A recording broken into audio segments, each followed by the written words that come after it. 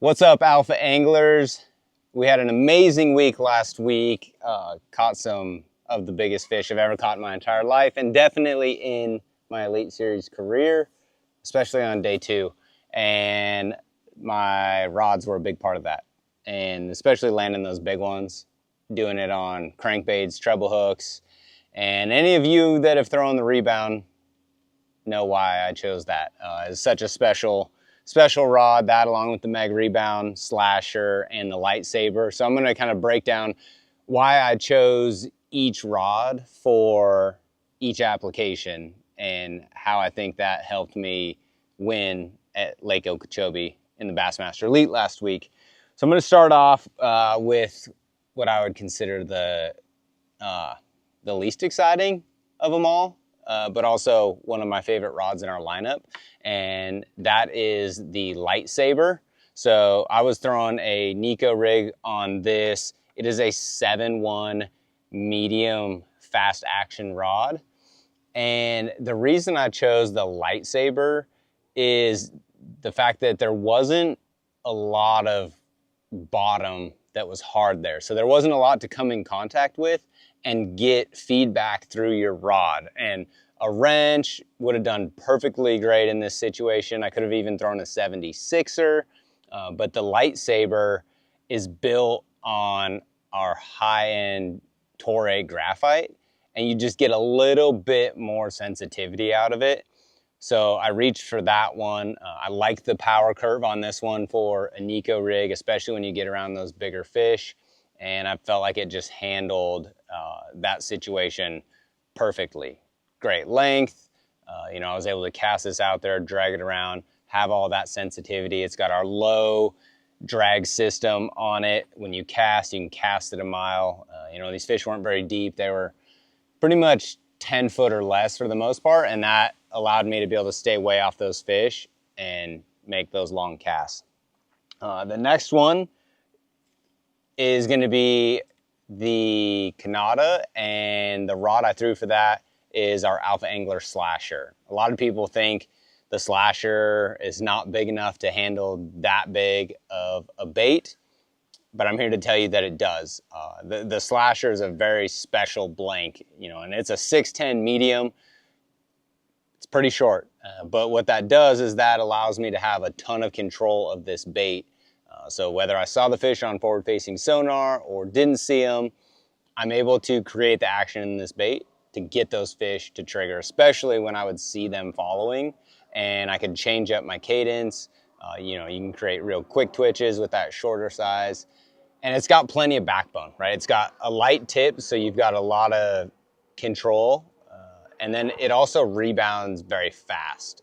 So what I mean by that is that when you throw this rod, back, and you jerk and you throw it back to allow the slack, you don't get a lot of reverb in it. So it's just going to go back and back, and that's going to help a lot in allowing that bait to slide side to side and get the most action out of your jerk bait.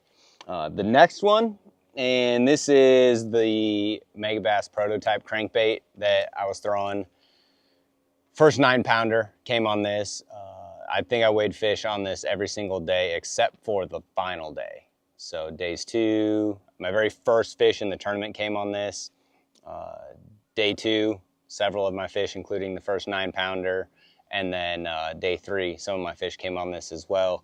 And this is one that you could go either direction. You could go rebound or mag rebound. It's in that 10 to 12 foot diver zone.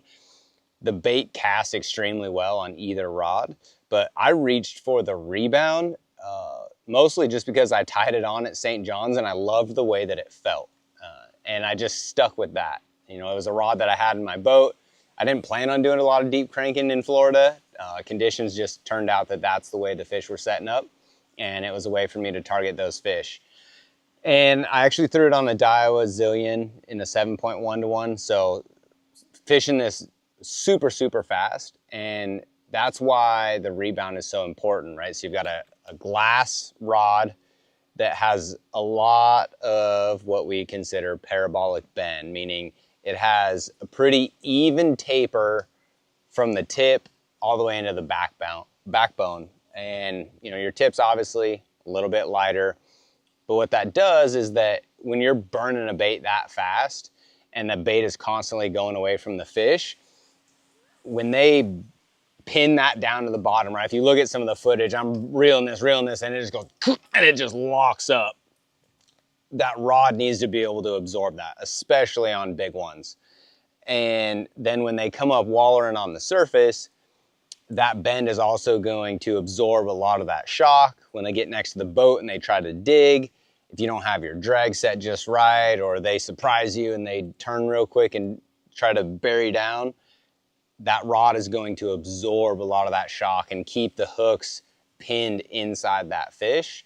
And it's also going to help keep from your line breaking. So huge key on that. That's a 7-foot medium heavy, but it's a moderate fast action rod. So much slower taper. And similar thing going into the Megabass Big M 4.0, whether you're throwing the 4.0 or the 2.0. I was throwing the 4.0 at Okeechobee, throwing it on 15-pound test, and the Alpha Angler Mag Rebound. This is a 7.6 medium heavy, so you've got a lot of control of this bait, and you can launch this a country mile. You've got a 2-ounce bait, so when you let this rod load up and you send it, it just goes and goes and goes and goes. But same principles apply as the rebound. When you're burning this bait back and a fish that big locks it down, right? My second 9-pounder, another one almost 8 came on this on that second day when I had 3410. So having that glass built rod and that moderate fast action is a huge key in crankbait fishing, just because of those features I talked about, right? The fish pins it down, it's going away from them. You don't want to pull the hooks out on the initial hook set. And then when they come up, especially when you have a 2-ounce bait like this, you need a lot of shock absorption for those fish to be able to, keep that bait pinned. And I still lost some. You're gonna lose some. Doesn't matter what you do when they're just pure reaction strike. But I also landed a lot that I know for a fact I would have lost if I did not have the right equipment, which is why these were my 4 rods of choice to win the Bassmaster Elite at Okeechobee. If you guys got questions, let us know. We are an American-made company here at Alpha Angler, so if you got questions, pick up the phone. You're going to get somebody, and we'll walk you through any questions you got. Appreciate everybody checking them out. If you're looking for your next setup, make sure you guys check out alphaangler.com.